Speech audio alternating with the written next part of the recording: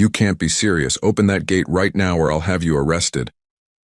Those were the exact words that came flying out of Marlene's mouth, the HOA president of Willow Creek Estates, as she stood at the locked entrance of my ranch, red-faced and trembling like a kettle about to explode. Behind her stood two other board members, sheepish and unsure, clutching clipboards and iced coffees, while I stood tall just behind my fence, arms crossed, holding my ground. "No, ma'am," I said calmly, looking her dead in the eye.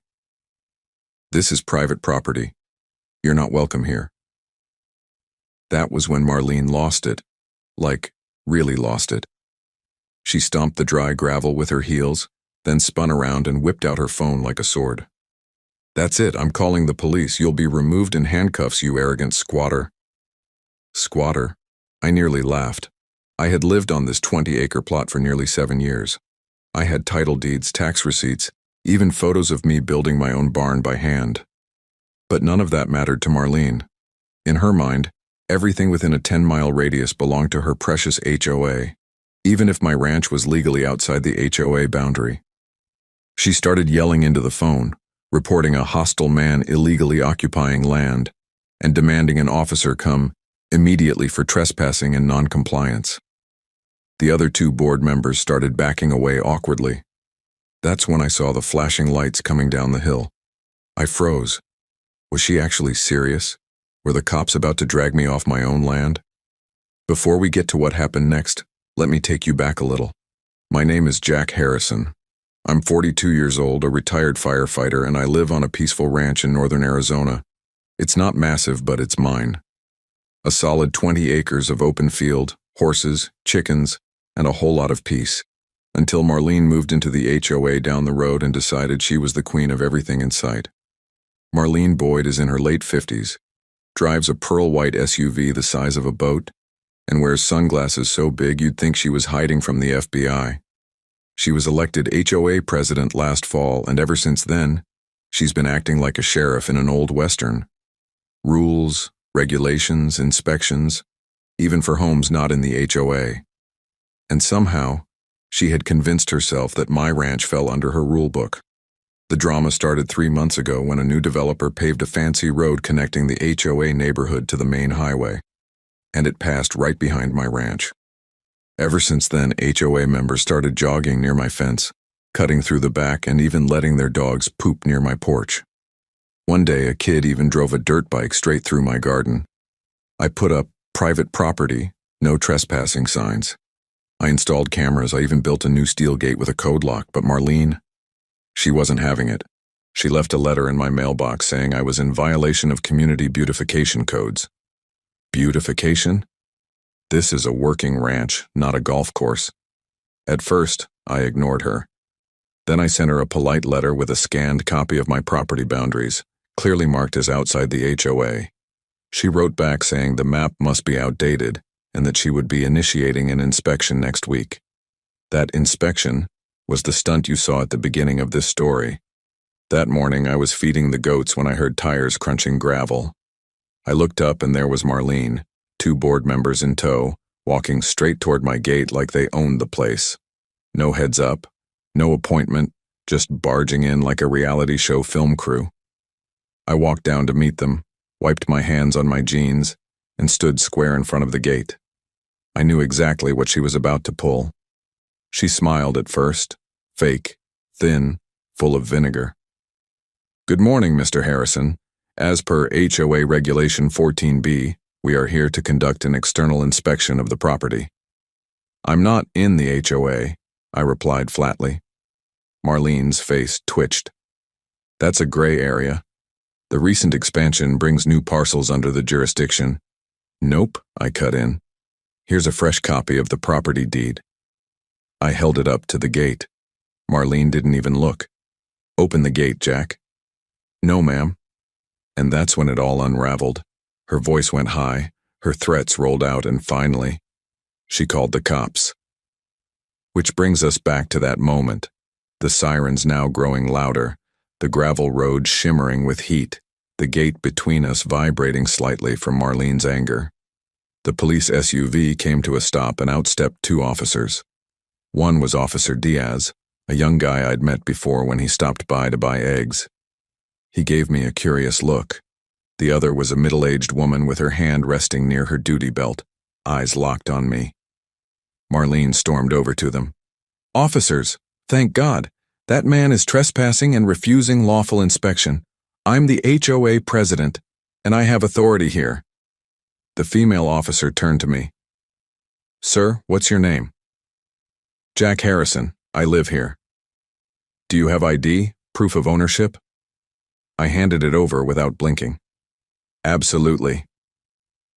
She took the papers, stepped aside to read them, and that's when Marlene tried to push past the gate. "I don't need permission to inspect. This is about community safety." I grabbed the gate firmly.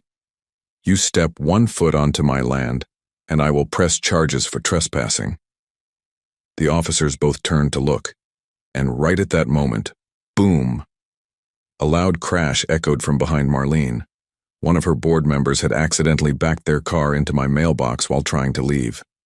Marlene spun around, furious. The officers stepped in. "Everyone stop moving," Officer Diaz shouted. I stood still, waiting, silent, because now the cops were fully involved. My fence was damaged, and Marlene was still shouting orders like she was in charge of the state. But something unexpected was about to happen next. Something Marlene had definitely not planned for. And just as the female officer looked up from my paperwork, something shifted in her expression. She narrowed her eyes and turned to Marlene with a different tone entirely. "Ma'am, I need to ask you a few questions." "That's where we'll pick it up next. But before we go any further, tell me, where are you watching from? I'd love to know where my fellow freedom lovers and ranch protectors are tuning in from. Stay with me. Things are about to get even wilder." The female officer, whose name tag read Sergeant Willis, stepped forward slowly and turned to face Marlene. Her tone was calm, but something in it had shifted, like a teacher who just caught a student cheating during a test. "Ma'am, I'd like to clarify a few things," she said firmly. "You claim this property falls under your HOA's authority. Can you show me any documentation to support that?" Marlene blinked. For a moment, the confidence drained from her face. Well, the expansion plan was submitted to the council, and we're still waiting on final confirmation, but..." "So you don't have legal jurisdiction over this property at this time?" Sergeant Willis pressed. I mean, not yet, but it's in progress." Sergeant Willis raised an eyebrow. "That's not how the law works, ma'am. You can't enforce rules on land you don't legally oversee." Marlene's mouth opened and closed like a fish. Her 2 board members were now huddled near the SUV, pretending to scroll through their phones like they weren't part of the circus. "Jack Harrison," Officer Diaz said as he stepped toward me, handing back my papers. "Everything checks out. You're not part of the HOA. You're well outside their boundary, according to county zoning, and we have no record of any changes submitted or approved." I nodded, quietly relieved but staying composed. "Now," Sergeant Willis continued, "you said this woman," she pointed at Marlene, "attempted to gain access to your private land, then called in a false trespassing report." "She did," I confirmed. "And her friend over there just knocked over my mailbox." Sergeant Willis turned toward the man who had bumped into the post. "Sir, stay where you are. We'll need a statement." Marlene finally snapped. "This is outrageous. I'm the president of the Willow Creek HOA. Do you know how many homes I oversee? I demand you remove this man from the property." Sergeant Willis held up a hand. "You're not in charge here. This is a private citizen's property, and you've trespassed. You're lucky Mr. Harrison hasn't pressed charges." I could feel it rising in my chest. Vindication, relief, and yes, a little bit of amusement. But I kept my face straight. Marlene was fuming. She looked like she might burst into flames. "I'll sue," she snapped. "I'll have his land condemned." Officer Diaz let out a breath. "Ma'am, please take a step back before this gets worse." And then, just as she turned toward her car in frustration, she screamed, "You'll regret this, Jack. This isn't over." The officers made sure everyone left the property. The board members shuffled away quietly, and Marlene drove off in a cloud of dust, tires screeching like a bad movie scene. After they were gone, Sergeant Willis stayed behind a few minutes longer. She leaned against her SUV and looked at me. "She's the kind who always thinks she can bully people, huh?" she said. "Every day," I sighed. "Do you want to file a formal trespassing complaint?" I thought about it. I really did. But I shook my head. "Not yet. I just want her to stay away from my land. That's all." Sergeant Willis nodded. "Well, you've got your paperwork in order, and we've logged the incident. If she ever tries this again, don't hesitate to call. And get that mailbox fixed." I chuckled. "You got it." When they left, I finally breathed. It had been a long, hot, tense morning. I walked over to the smashed mailbox, picked up the dented metal box and sighed. Another chore for the weekend. That evening, I sat on my porch, sipping iced tea and watching the sun go down behind the hills. My horses grazed peacefully. The goats were quiet. For the first time in weeks, it felt like things were back to normal. At least, for a few hours. Because around 9 p.m., as I was locking up the barn, I saw a shadow move along the side fence. I froze, my hand gripping the flashlight. Someone was out there. I clicked on the beam and pointed it toward the noise. A shape ducked behind a bush near the back gate. I walked slowly toward it, heart thumping. When I got closer, I could see the figure better. It was a man in a dark jacket, crouched low, trying to stay hidden. "Hey," I barked. "You better come out before I call the police." He didn't move. I took another step forward and raised the flashlight higher, when suddenly he jumped the fence and sprinted toward the road, vanishing into the night. I stared after him, stunned. What the hell? The next morning, I checked the security camera footage. What I saw made my stomach twist. The man had come from the direction of the HOA neighborhood, and in his hand, clear as day, was a folder labeled Zoning Requisition. What was the HOA planning now? And why sneak around in the dark with zoning paperwork? Something wasn't right, and I had a bad feeling this wasn't the end. It was just the beginning. The next morning, I didn't waste a second. I brewed a fresh pot of coffee, sat down at my kitchen table, and went frame by frame through my camera footage from the night before. The intruder was dressed in black, wearing a ball cap pulled low over his face, but I caught a side profile as he paused to check the folder in his hand. That was when my gut twisted again. The man wasn't just any stranger. He looked like one of the HOA board members. Specifically, a guy named Todd Brennan. Tall, narrow shoulders, thinning hair, always wearing those ugly square glasses like he was stuck in the 90s. Todd was the HOA's secretary and Marlene's loyal little foot soldier. I zoomed in. It wasn't the best image, but it was enough. The grainy shot showed his build, his posture, and the folder labeled Zoning Requisition, the same kind of document Marlene had hinted at during her fake inspection. This wasn't just some nosy neighbor. This was organized, and worse, this was illegal. Now, I'm not the type to go crying wolf. I've always believed in handling things man to man. But this crossed a line. So I printed the clearest screenshot, placed it in a folder with my property deed and footage log, and drove down to the county sheriff's office that same afternoon. The deputy at the front desk, Sheriff Cole, recognized me right away. "Jack," he said, sipping from a chipped mug. "You finally got tired of Marlene, huh?" I raised an eyebrow. "You know about her?" He chuckled. "Oh yeah, you're not the first rancher she's messed with." I handed him the file. "Then you're going to want to see this." He flipped through the folder, paused on the screenshot, and let out a low whistle. "You're saying this guy was trespassing last night?" "Caught him on my cameras," I said. "And he wasn't just taking a walk. He had HOA zoning documents in hand, sneaking around after dark." Sheriff Cole's face tightened. "That's serious, especially if they're trying to fabricate claims against your land." "I don't trust them," I said. "They already sent the cops to my gate once. Now they're creeping around my ranch in the dead of night." "I'll open a formal investigation," he said. We'll pull security feeds from the neighborhood entrance and match them to your footage. If he entered your land without permission, that's criminal trespassing. I left the office feeling not better exactly, but at least I had someone watching my back now. Sheriff Cole had a reputation for fairness, and he wasn't the kind to get pushed around by a bunch of clipboard-waving HOA elites. But the peace didn't last. 3 days later, I was back in my barn fixing the chicken coop when I heard it again, the crunch of tires on gravel. I stepped outside, and there she was, Marlene, back again. But this time, she wasn't alone. She had brought a man with her. Tall, sharp suit, slicked back hair, carrying a briefcase like it was a weapon. He looked me up and down like I was a grease stain on his Italian leather shoes.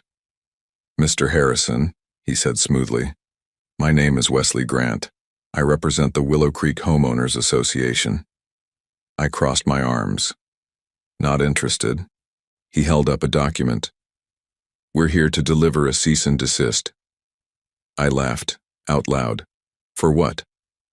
"Unlawful obstruction of community right-of-way access," he said, without blinking. "That's a lie," I snapped. "This is private land. There's no right-of-way across my ranch, and you know it." Marlene stepped in, smug. "Jack, let's not make this harder than it has to be. Just remove the gate. Let us through. A walking trail from the community would raise property values for everyone, including you." "Except I'm not in your community," I snapped, "and I don't want dog walkers and cyclists cutting across my pasture. This is a working ranch. My livestock could get hurt, or worse." Wesley adjusted his tie. "We're giving you 7 days to comply. After that, we'll file an injunction." I narrowed my eyes. "You really want to go down that road?" Wesley's smirk didn't move. "We're confident the judge will rule in our favor." I watched as they turned and walked back to their car. Same pearl-white SUV, same smug exit. But I wasn't going to wait for their legal trickery to catch up with me. That night I emailed Sheriff Cole again and sent a copy of the cease and desist. His reply came quick. "Do not remove the gate. They have no authority. I'll have a county surveyor out tomorrow to verify your boundaries. Sit tight." The next morning, just as promised, a dusty county truck pulled up my drive. A man named Frank Rivera stepped out, survey marker in hand and a weathered folder under his arm. We spent the next 3 hours walking every line of my property. He marked corners, cross-referenced old county maps, and even pulled up drone images from last spring. By the time he was done, his voice was firm. "They don't have a case," he said. "You're 2 full plots outside the HOA. Your gate is 100% legal. There's no existing right-of-way." I felt a surge of relief. But that joy was short-lived. That very night I got a knock on my door. It was nearly 11 p.m. I opened it slowly, hand resting on the bat I kept by the door. And standing there was Marlene. She was shaking, not with anger, with fear. Her eyes were wide, her face pale. "Jack," she whispered, "you need to come. Something's happened at the HOA clubhouse." I blinked. "What?" "There was a fire," she said. "The whole back wing burned down, and there's a message spray-painted on the wall." I hesitated. "What kind of message?" She looked me in the eye. "It says, 'Stay off his land.'" My blood turned to ice. What the hell was going on, and who was trying to send me a message through them? This wasn't just a property dispute anymore. It was war. I grabbed my coat and flashlight, threw on my boots, and locked the door behind me. Marlene stood there, arms wrapped tightly around herself, trembling. It was the first time I'd seen her without a trace of arrogance. Her SUV idled behind her, its headlights casting eerie shadows through the dust in the air. "You sure you want me there?" I asked, still unsure if this was a setup. She nodded quickly. "Yes. The police are already on their way, but I thought you should see it for yourself." 15 minutes later, we pulled up to the Willow Creek HOA clubhouse. I had never stepped foot in that place before, always kept my distance from their meetings and block parties. But now, the whole front lawn was lit up with flashing blue and red lights. The fire was out, but the damage was plain. The back wall of the building was charred black, the windows shattered, and the air still reeked of smoke and melted plastic. A group of HOA members stood in silence behind the police tape, some in pajamas, others in robes. Todd Brennan was among them, clutching a clipboard like it could protect him. I stepped out of the SUV and walked cautiously toward the tape. Sergeant Willis was already there, flashlight in hand, speaking to another officer. She spotted me and waved me over. "Jack," she said, her voice low, "I figured you'd show up." "I was told there's a message," I said quietly. She nodded, then led me around the far side of the building where the worst of the fire had torn through the meeting room. And there, in huge black letters spray-painted on the only wall still standing, were the words, "Stay off his land." My stomach dropped. "This wasn't random," Sergeant Willis said. "This was a targeted arson. We found traces of gasoline along the fence line." I stared at the message, stunned. "You think someone's doing this in my name? Or trying to make it look like you did it," she replied. "Either way, it's dangerous, and it escalates this whole situation." Behind us, Marlene had approached, still shaken. I didn't come here to pick a fight, Jack," she said. "I thought this whole thing was just a disagreement. But now..." She looked at the burned wall, her voice trailing off. I didn't say anything. Because the truth was, I didn't know what to believe anymore either. Was someone in the HOA trying to frame me to force legal action? Or was someone trying to help me by threatening them off? Neither answer was good. The next day, the story made the local news. Arson at HOA clubhouse raises questions about ranch dispute. My name wasn't mentioned directly, but neighboring rancher with boundary conflict was enough for anyone in town to connect the dots. I spent the day fielding calls. My lawyer, my friend Tom, even old firehouse buddies called to check in. Some thought I was in trouble. Others said, it's about time someone taught them a lesson. But I didn't want any of this. All I ever wanted was peace and privacy on the land I paid for. That afternoon, I called Sheriff Cole. "I need to protect my property," I told him. "Legally." He agreed and helped fast-track a restraining order against any HOA board member attempting to enter my land again. But that wasn't enough. I installed new motion sensor lights, added extra cameras to the fence, and put up a fresh layer of no trespassing signs. And just when I thought things were settling down again, it happened. I was walking the west end of the property with my dog, Diesel, a big German Shepherd I rescued 3 years ago, when he suddenly froze near the fence. He growled low, his ears pricked, and then he took off. "Diesel!" I shouted, running after him. He sprinted toward the tall grass near the fence, barking madly. And then I saw it, half buried under some brush, a small black duffel bag. Diesel stood beside it, growling softly. I crouched down, heart pounding, and unzipped it slowly. Inside, I found a crowbar, a lockpick set, and a manila folder with my name written in red marker across the front. I opened the folder. Inside were printouts, photos of my ranch, aerial shots, a detailed outline of my property lines, even a page listing the value of my land, and the HOA's proposed greenway trail that cut right through the center of it. There was also a note typed in bold letters, "This land isn't yours forever, we'll get it, one way or another." My fingers went cold. This wasn't just about a walking trail anymore. This was a planned takeover, and someone was willing to break the law to make it happen. Suddenly, behind me, Diesel barked louder. I turned and saw movement. A figure in a hoodie ducking into the woods beyond my back fence, watching me, then vanishing into the trees. I didn't chase them. I ran straight back to the house, locked the doors, and called Sheriff Cole. Because this war was far from over. By the time Sheriff Cole arrived at the ranch, dusk had already settled in.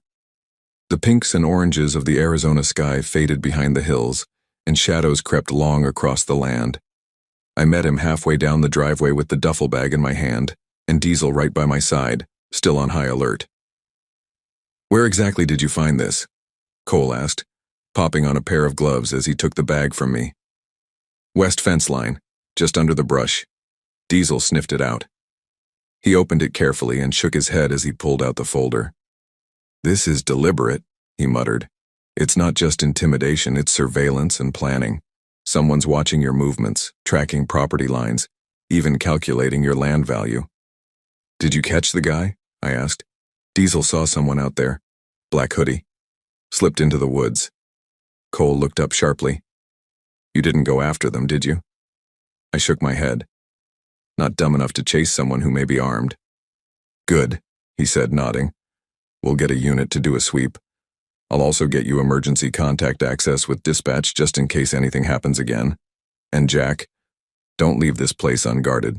I won't, I said. He paused before he left. You should consider hiring a property lawyer. This feels bigger than some HOA overreach. Something's off here. That night I barely slept. Every little noise outside made me sit upright. Diesel was restless too, pacing the halls. I kept my boots by the bed and my old hunting rifle within reach. By morning, I had made up my mind. I called an old friend, Mark Delaney, a private investigator I'd worked with during my firefighter years. He was the type who could dig into dirt without leaving a trail. I'll pay whatever you need, I told him. Just find out who's behind this, and how far they're planning to go. I'm on it, he replied. Give me a few days. In the meantime, I kept low. I avoided the main roads near the HOA neighborhood and stopped going into town as much. Everyone had seen the clubhouse fire on the news. Some looked at me like I was a hero, others like I was a criminal. And then, just 2 days later, I got another visit. But this time, it wasn't the cops. It was Wesley Grant. I heard the knock on my front door just after 6 p.m. I opened it cautiously and saw the same slick-suited lawyer standing there, but he wasn't alone. Behind him stood 2 men in plain clothes. One had a camera slung over his shoulder. The other held a tablet. What do you want now? I asked. We're here to make an offer, Wesley said calmly. An offer? I frowned. You're kidding. He smiled like a salesman. The Willow Creek HOA would like to purchase your ranch. I laughed in his face. We're prepared to offer you double the estimated market value, no strings attached. Let me guess, I said. So you can bulldoze it and turn it into your precious Greenway Trail? He said nothing. I took a deep breath. You broke into my land, spied on me, left threatening notes. You burned down your own clubhouse, whoever did it, and now you're trying to buy me off? Wesley didn't blink. You've become a public obstacle, Mr. Harrison. This offer is our way of resolving things peacefully. I stepped forward, lowering my voice. Get off my porch, and if I see you here again, I'll consider it a threat. The cameraman lifted his lens slightly. I stepped back and grabbed a garden hose, turned it full blast, and aimed it at the camera. They backed off quick. Have a nice evening, gentlemen, I called as they retreated to their car, dripping wet. But as their SUV pulled away, I noticed something strange. The vehicle turned, not toward the HOA neighborhood, but toward the south gate that bordered the old developer's trail. I'd been told the land on that side was unused. Dead. That same night, Mark called. I found something, he said. You sitting down? Go ahead. There's a development contract on file with the county zoning office, hidden under a shell company. The contract outlines a multi-phase expansion project from the HOA. And guess what's in phase 2? I closed my eyes. My ranch. Exactly. They've already filed paperwork to annex it under emergency zoning revision, which would force a vote at the county level, unless the land is currently owner-occupied and not under HOA covenant.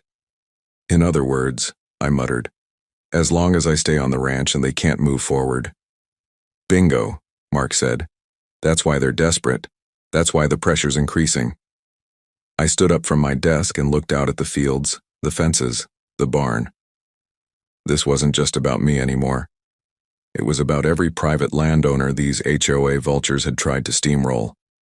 Every person they scared off with legal tricks and fake authority. and I wasn't going to let them win. The next day, I took a trip down to the county courthouse, and I made it official.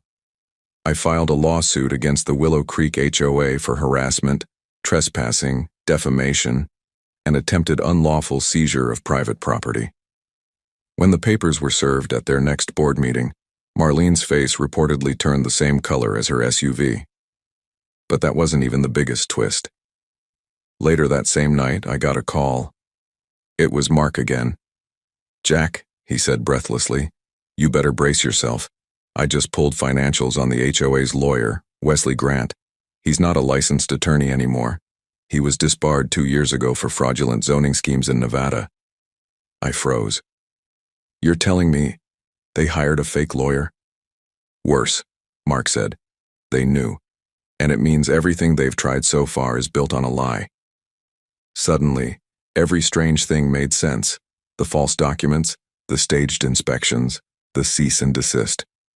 It was all smoke. But now I had fire of my own. And it was time to burn the lies to the ground. The morning after Mark's call, I stood at the edge of my porch watching the sun rise over my ranch, heart pounding with a new kind of fire. I had been patient. I had tried to be reasonable. I even turned the other cheek when they tried to steamroll me with fake papers and crooked lawyers. But this wasn't a property dispute anymore. It was a criminal conspiracy. They had weaponized fear. They had faked legal authority. And now I knew the so-called lawyer they sent to my doorstep, Wesley Grant, was disbarred, a fraudster playing pretend in a custom suit. That same morning, I drove straight to Sheriff Cole's office. This time I didn't wait in the lobby. I walked straight into his office, shut the door behind me, and handed him a USB stick. "What's this?" he asked, eyeing me cautiously. "Proof," I said, "of the biggest HOA scam this county has seen." I explained everything: Mark's investigation, the hidden development deal, Wesley's fraudulent credentials, the folder planted on my land, and the fire at the clubhouse that now looked more like a distraction than an act of revenge. Sheriff Cole leaned back in his chair, rubbing his temples. "This is bigger than we thought." "No kidding," I said. "And they're moving fast. If we don't stop them now, they'll get county approval and take over the whole South Valley, including my ranch." He stood, nodded, and grabbed his jacket. "We'll bring Wesley in. If he cracks, the whole house of cards falls." By nightfall, the sheriff's office had raided Wesley Grant's rented office space in town. It wasn't much, just a dusty 2-room unit with a fake law degree hanging crooked on the wall. But it was enough to get a search warrant for his files. And buried deep in one of his folders was a letter signed by Marlene Boyd. Full approval and cooperation for Mr. Grant to act as legal representative of Willow Creek HOA on annexation proceedings. Her signature was in ink, clear as day. They had known, every step of the way. The next morning, the sheriff's department detained Wesley. He didn't even put up a fight. Just handed over a box of documents and said, "They promised me land if I made it work." Sheriff Cole told me personally, "We've got enough to indict. Fraud, impersonation, conspiracy. Marlene's going down with him." And that would have been the end of it. But it wasn't. Because just when it looked like I'd won, just when the news started to turn on Marlene, and just when her own board began to resign in panic, I woke up to the sound of screeching tires in my driveway. I ran out barefoot, heart racing. And there it was. My barn, engulfed in flames. I couldn't breathe. I ran toward it, yelling for Diesel to stay back. The heat was so intense it curled the paint off the nearby shed. My horses, thank God, were out in the far pasture. But my tools, feed, and half a year's harvest? Gone. I called the fire department, but I already knew it was too late. I stood there with a garden hose, spraying water helplessly at the inferno. Sheriff Cole arrived as the last flames died out, and he didn't need to ask what happened. "Someone did this," I growled. "Someone sent a message." And this time, it wasn't spray paint. It was a firebomb. They had crossed the final line. That same night, I got a voicemail on my phone, a blocked number. The voice was distorted, but the message was clear. Back off, Harrison, sell the land, or next time, we light up your house. I sat in silence, phone shaking in my hand. I had been patient. I had been polite. But now I was done. I picked up the phone, called Mark.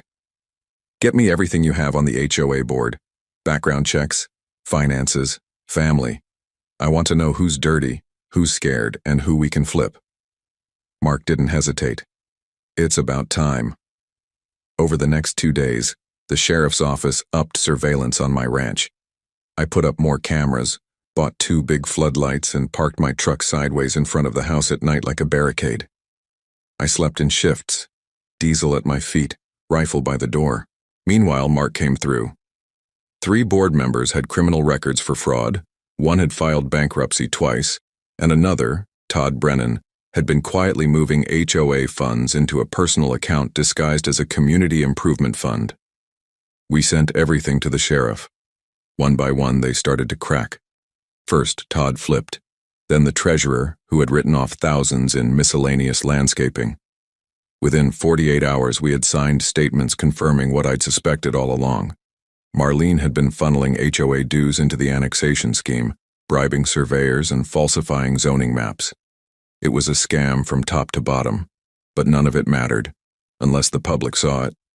So I called a friend at the local news station and handed over everything. The very next night, the headline aired, HOA scandal explodes, secret land, grab exposed in Willow Creek. The footage showed documents, maps, interviews with former board members, and even a clip of Wesley being taken away in handcuffs. But the most powerful moment was when the reporter stood in front of the burned remains of my barn and said, "This was not just a land dispute, it was a war for control, and Jack Harrison refused to be bullied." That segment aired across Arizona, and within hours, the HOA dissolved. Marlene disappeared. Warrants went out. But the fire that tried to scare me into silence had only made me stronger. And tomorrow I would rebuild. But first, I had one final surprise, because buried deep in my own safe was something they didn't know. A deed, signed by my grandfather in 1964, that not only confirmed I owned the land, but granted me mineral rights. And guess what was under the Far East acre? Copper. And a lot of it. They tried to steal my land, but I was just getting started. One chapter left. The day after the news report aired, everything changed. I stepped outside just as the sun crept up behind the hills and cast long golden shadows across my ranch. Smoke from the burned barn had cleared, and for the first time in weeks, the air felt light again. The phone wouldn't stop ringing. Neighbors, reporters, old friends I hadn't heard from in years. But I didn't answer any calls. Not yet. Because I had one last thing to do. I pulled the original 1964 deed out of my safe. It was old and brittle, folded into a thick leather pouch my grandfather had kept all his life. Most people thought it was just sentimental. But in truth, it held something more powerful than any HOA bylaw or courtroom threat. The mineral rights clause was handwritten on the back, notarized and verified by a county clerk before my grandfather passed it to my father, and eventually, to me. The east acre of my land sat on a copper deposit. I had always known it was there. My grandfather had considered mining it decades ago, but chose to leave it untouched for future generations. Well, the future had arrived. I made a call to a small family-owned exploration company I had been in contact with for years. I wasn't interested in drilling or destroying the land. I just wanted a certified geological report to prove value. Within a week, they confirmed what I already knew: a viable copper deposit worth millions. And with that single piece of paper, I flipped the entire story on its head. The very land Marlene and her crooked HOA tried to steal was now worth more than their entire neighborhood. I held a press conference right on my property. Reporters stood next to the burnt remains of the barn, cameras rolling, as I read from the official geological report. I was never just protecting my peace. I said into the microphone. I was protecting history, family, and value these people tried to rob from me. The news exploded again. Headlines read, HOA tries to seize land, turns out to be sitting on a fortune. And for the first time, I smiled. But there was still one thing left undone. Marlene Boyd. She had disappeared the moment the sheriff's office issued the warrants. Her house had been cleared out overnight. Neighbors said she left in a rental car before dawn just hours after Wesley was arrested. For weeks, she was nowhere to be found. Until one night, 3 months later, I got a knock on my door. I opened it. And there she was, hair a mess, face pale, no sunglasses, no SUV. Just a woman who looked like she had aged 10 years in 90 days. I'm not here to argue, she said softly. I didn't say anything. I came to say I'm sorry. I leaned against the doorframe, arms crossed. For what? For thinking I could take what wasn't mine. For assuming I had power over people I never understood. For burning bridges, literally and figuratively. I watched her carefully. You nearly destroyed my life, Marlene. I know, she said. And I'm not asking for forgiveness, I just wanted you to know I lost everything. The HOA, my home, my savings. I'm being sued by half the people I once ruled over. She looked down. Wesley gave me up. I'll probably be in court for years. A part of me wanted to slam the door, but another part, the part my grandfather raised me with, knew better. Then take your punishment, I said. Face it. Learn from it. I will, she whispered, then looked up at me one last time. You won, Jack. You really won. No, I said. I just didn't quit. She nodded, stepped back, and walked away without another word. I closed the door, locked it, and finally, let out the breath I had been holding since the day she first showed up at my gate. Months later, I rebuilt the barn. Made it stronger, taller, and fireproof. With help from neighbors, local vets, and old firefighter buddies who volunteered time and materials to get it done. The horses moved back in. Diesel had a new corner for his bed. And my peace? Returned. Like it had never left. But now my gate had a new sign. It read, Private property, owned by Jack Harrison, protected by law, loyalty, and legacy. And under that, a smaller sign, Copper Valley Ranch, established 1964. I didn't sell my land. I didn't run. I stood my ground. And in doing so, I built something stronger than fences or laws. I built a story of resilience. For every person who's ever been bullied by those in fake positions of power, remember this. Sometimes kindness builds fences, but strength keeps them standing. Now, where are you watching from? Because I've got 1,000 more stories to tell, and I want to hear yours too.